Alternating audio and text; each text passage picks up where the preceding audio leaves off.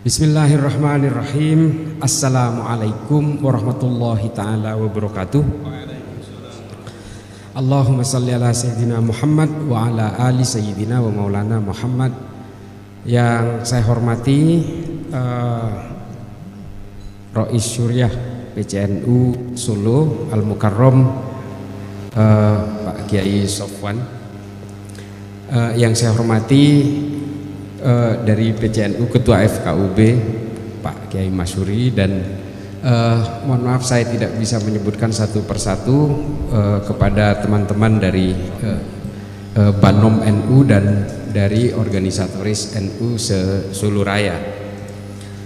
Perkenalkan, saya Islah Bahrawi, Pak. Saya mungkin banyak saudara-saudara saya di sini, saya asli Madura.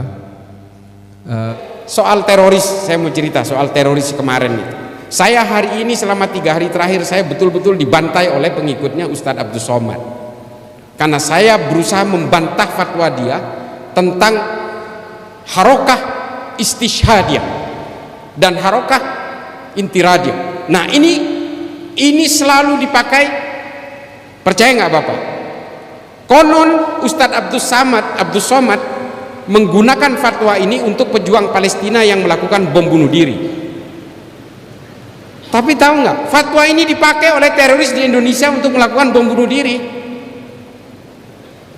Apakah dia bisa ditangkap sebagai seorang ideolog penganjur fatwa yang memperkuat orang untuk melakukan gerakan-gerakan amaliyah teror seperti ini?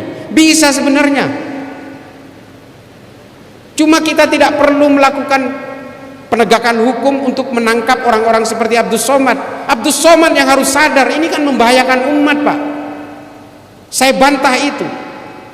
Ma'lim fil Thariq yang ditulis oleh Said Qutb di Mesir untuk keperluan orang Mesir, untuk konsumsi politik Mesir, untuk melawan Presiden Gamal Abdul Nasser, pada akhirnya dipakai oleh gerakan teror di seluruh dunia.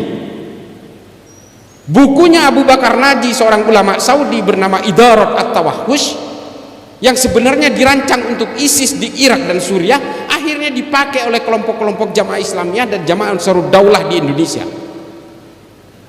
Ini kan bahaya. Dia menghalalkan orang pelaku bom bunuh diri. Kalau zaman Rasulullah pakai pedang terjun ke tengah-tengah orang kafir katanya, di Indonesia hari ini di abad modern ini tidak perlu pakai pedang, pakai bom aja meledakkan diri. Dan dia juga menyalahkan orang karena itu dianggap sebagai bom bunuh diri, katanya ini itu bom jihad katanya. Kan bahaya pemikiran seperti ini. Ini loh kalau kebanyakan ceramah tapi sambil memelihara Harley Davidson. Saya nggak mau mencaci maki dia, enggak, tapi tolong ini diralat fatwanya, karena imbasnya kepada umat sungguh luar biasa, Pak. Saya pikir dia anti Wahabi, ternyata nggak juga, sama kelakuannya. Saya itu anti Wahabi karena dia menganjurkan kebencian dan mengkafir-kafirkan orang lain. Ternyata ini sama. Ini yang saya maksud dengan upaya memecah belah kalangan Nahdien dari dalam. Yang mencaci maki saya karena saya melawan dari fatwanya UAS ini siapa? Orang-orang Madura juga, orang-orang NU juga, coba bayangin.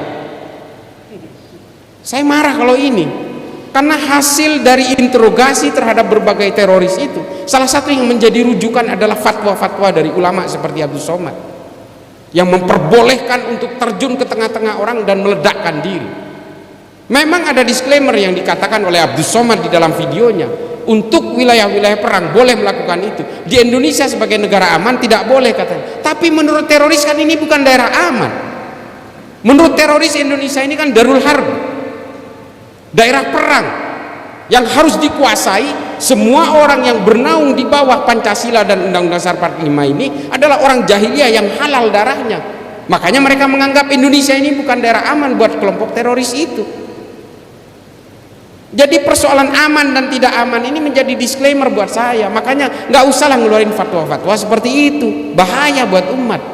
Kalau orang yang masih bisa mencerna, oke, that's fine. Tapi kalau orang yang tidak bisa mencerna keilmuan agamanya, ini kan selesai semua.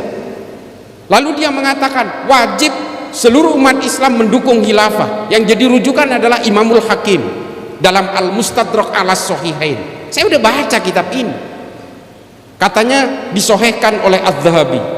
Justru Az-Zahabi yang mengkritik kitab ini karena dianggap Imamul Hakim itu menulis kitab ini dalam keadaan pikun. Ini loh, kita kadang-kadang betul-betul dikelabui oleh narasi-narasi dan dalil-dalil agama karena mereka memanfaatkan ketidaktahuan kita tentang literatur agama.